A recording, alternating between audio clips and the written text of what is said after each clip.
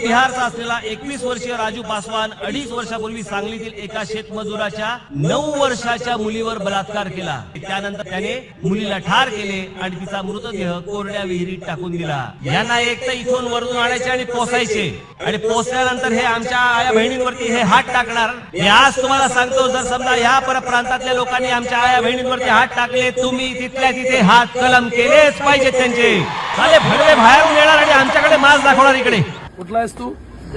ऐकलं, बिहार वरून पोरगा आलाय। आज माझी एक बहीण हा ज्वेल्सचा बाजूचा रोड आहे तिथून चालत चाललेली, तिला हा डायरेक्ट हात लावून बोलतोय माझ्या रूमवरचा तुला पैसे देतोय। आज जर यांची इथं येऊन एवढी जर भाईगिरी होत असेल तर याच्यासाठी आम्ही गुंड बनायला तयार आहे। आज आम्ही जेव्हा भैयांना मारतोय, जेव्हा आम्ही युपीवाल्यांना मारतोय, त्यावेळेस आमच्यावर काय हे करतात, मनसेवाले गुंड आहेत, आम्ही गुंड आहेत। जर आमच्या आया बहिणींवर विषय येत असेल, आम्ही गुंड आहेत।